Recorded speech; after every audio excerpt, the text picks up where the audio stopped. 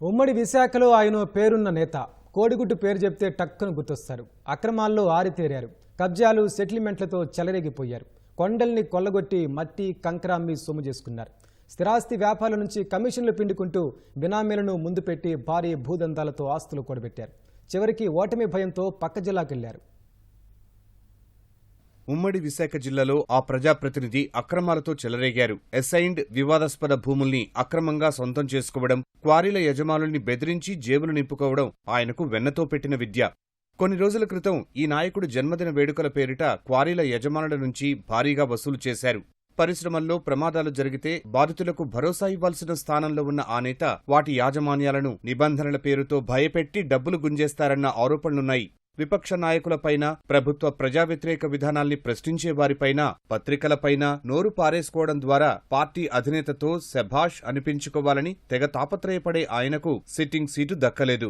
5 ఏళ్లలో ఆయన నిర్వాకాలతో మళ్లీ అక్కడ పోటీ చేస్తే భారీ తేడాతో ఓడిపోతారని సర్వే నివేదికలు తేల్చడంతో పార్టీ అధినేత ఆయన్ను పక్క జిల్లాకు పంపేశారు. ఆ ప్రజాప్రతినిధి రియల్ ఎస్టేట్ దందాలు, ప్రైవేట్ సెటిల్మెంట్లు చేసేందుకు అత్యంత విశ్వాసపాత్రులైన 2 బాబుల్ని బినామీలుగా పెట్టుకున్నారు.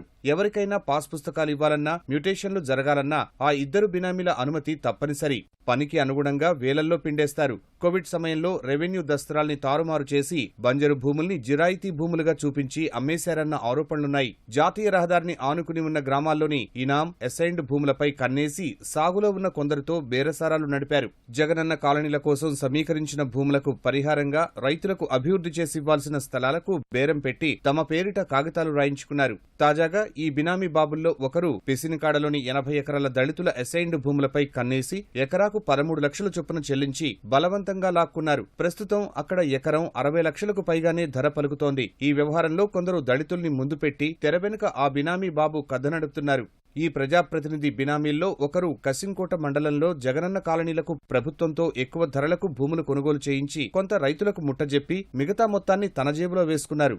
బినామీలిద్దరూ పోలీస్ స్టేషన్లలో పంచాయతీలు చేస్తూ ఉంటారు. వైకాపా కార్యకర్త ఒకరు క్రికెట్ బెట్టింగ్లో ప్రధాన బుకీగా వ్యవహరిస్తూ పోలీసులకు పట్టుబడితే ఒక్క ఫోన్ కాల్తో అతన్ని ఈ నేత విడిపించారు.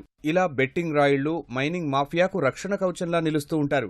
ఈ ప్రజాప్రతినిధి ఆగడాల్ని ఎవరైనా ప్రశ్నిస్తే పోలీసులతో కేసులు పెట్టించి వేధిస్తారు. సొంత పార్టీ వాళ్లైనా సరే ఎదురు తిరిగితే వాళ్ల ఆగ్రహానికి గురి కావాల్సిందే.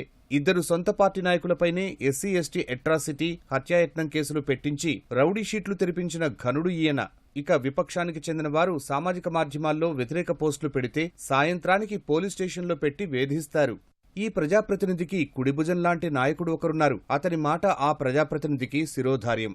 డబ్బు పిండుకునే మార్గాలేంటి, పైసా పెట్టుబడి లేకుండా ఎలా డబ్బు సంపాదించాలి, ఏ వ్యాపారాల్లో ఎవరెవరిని కలుపుకోవాలి, పంపకాలు ఎలా చేసుకోవాలి వంటి వ్యవహారాలన్నీ ఆ కుడిభుజం లాంటి నాయకుడి కనుసన్నల్లోనే జరుగుతాయి. అందుకే అతనికి జిల్లా పార్టీలో కీలకమైన పదవిని కట్టబెట్టారు. ఉత్తరాంధ్రకు చెందిన ముఖ్య నేతలు కొందరిని భాగస్వాములుగా చేసుకుని 609 ఎకరాల్లో లేఅవుట్ వేసి భారీ స్థిరాస్తి వ్యాపారానికి ఈ ప్రజాప్రతినిధి తెరలేపారు. దానికోసం కొందరు దళితుల భూముల్ని బలవంతంగా లాక్కున్నారు. సుమారు 5 కోట్లకు పైగా విలువైన 10 ఎకరాల ప్రభుత్వ భూముల్ని కలిపేసుకున్నారు. అది తీవ్ర వివాదాస్పదమైన, విమర్శలు వచ్చినా లెక్క చేయలేదు. తాజాగా ఈ నాయకుడు భార్య పేరుతో అచ్యుతాపురం సెజ్లో 38 సెంట్ల స్థలం తీసుకున్నారు. బహిరంగ మార్కెట్లో 7.50 కోట్లు విలువైన ఈ భూమిని 80 లక్షలకు దక్కించుకున్నారు. అనకాపల్లి జిల్లాలోని గ్రావెల్, మెటల్, గ్రానైట్ క్వారీల లీజుదారులు ప్రభుత్వం నుంచి పర్మిట్లు తీసుకున్నా ఈయనకు టన్నుకు ఇంతని కప్పం కట్టాల్సిందే. కొత్తగా ఎవరికైనా క్వారీ లీజు ఇవ్వాలంటే అనుమతి ఉండాల్సిందే. ఆయన ఆశీస్సులుంటే కొండల్ని పిండి చేసినా ఎవరూ పట్టించుకోరు. జిల్లాలో మైనింగ్ కార్యకలాపాలు నిర్వహిస్తున్న బయటి రాష్ట్రానికి చెందిన ఒక కంపెనీతో ఇటీవల చేతులు కలిపిన ఆయన వాటాలు పొందినట్టు సమాచారం. ఆ కంపెనీకి వ్యతిరేకంగా ఒక గ్రామ సర్పంచి ఫిర్యాదు చేస్తుండటం, సమాచార హక్కు చట్టం కింద దరఖాస్తులు చేస్తుండటంతో 2 ఏళ్లలో 7 పంచాయతీ కార్యదర్శుల్ని మార్చేశారు. జమ్మాదులపాలెంలోని ఒక క్వారీ యజమానిని నానా ఇబ్బందులు పెట్టి తన అనుచరులకు వాటా ఇప్పించుకున్నారు. కొండను పూర్తిగా కొల్లగొట్టేస్తున్నారు.